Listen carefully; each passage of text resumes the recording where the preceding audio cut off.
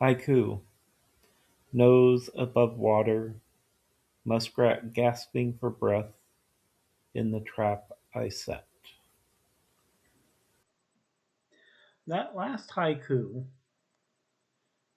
has far more meaning for me than it does for you because it is depicting a very profound experience that I had a very long time ago. So I grew up in a household that hunted, trapped, and so forth, and I thought nothing of it. They were just animals. Killing them was not a problem. And so I hunted. Well, not really. Only did that a couple of times. But I trapped half heartedly, probably, you could say. But one day, and it was in November, so it's early in the fur season, and it had been drizzling for a couple of days.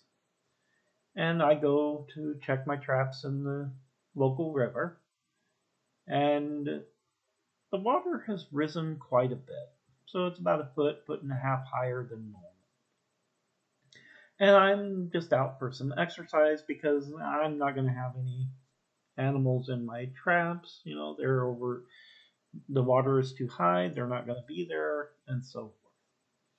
And here I am, I'm just walking down the river, trying to find out where my traps are, and I see this nose popping up out of the churning current.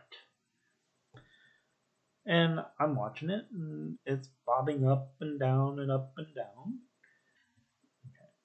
because the muskrat that was in my trap was struggling to survive. And I stared at it for several minutes. Then I shot it, took it out of the trap, took it home. And the problem was that muskrat gained my respect. Before that experience, I didn't care at all about animals. They were just, things to be used. They were objects. They weren't like us.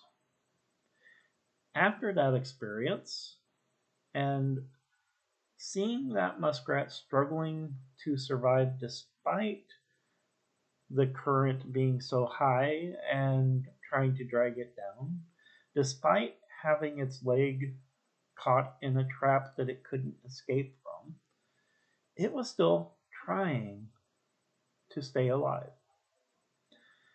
And you may say that it's just the survival instinct that was going on there, and you may very well be right.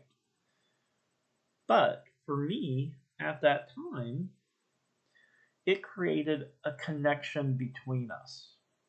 I recognized in it something that was in me.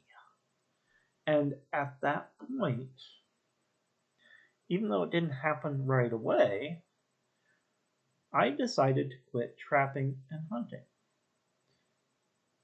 And so I didn't stop right then, but it was a gradual thing. But I can trace that decision back to that particular moment.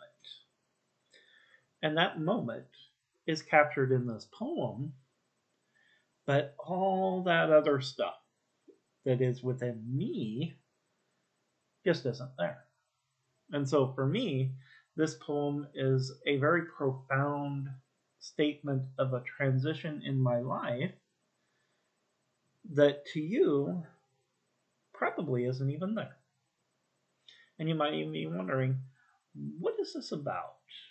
Why did this poet write this haiku? Or foku, I should say. And that would be a legitimate response because you weren't there, you didn't experience it, and a short little poem like this isn't going to express enough for you to do so. So, this is one of the autobiographical poems that likely isn't going to look like it's autobiographical or that it even has that much meaning. But for me, it does. Urban sprawl has a visual component that is related to Morse code. So if you're unfamiliar with Morse code and you read what was printed, you might not understand what's going on. I'm going to read it as if it wasn't in Morse code. Urban sprawl. The fireflies flashing. SOS. A stranger passes. Our shadows kiss goodbye. Pit stop. It circles the flowers like a tiny raptor stalking its prey. It lands delicately, like a dandelion seed in a dying breeze. The flower shudders like Atlas bearing his terrible burden.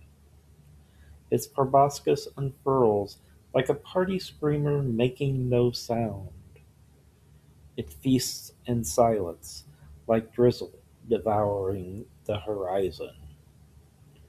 Its wings flutter like intermittent wiper blades. It departs, sated, like a gourmand engorged. The flower undulates, like a waterbed abandoned. The day continues, as if nothing special has happened. I hope you liked this video, and if you did, press the button for it and consider subscribing to the channel. Thank you for your time.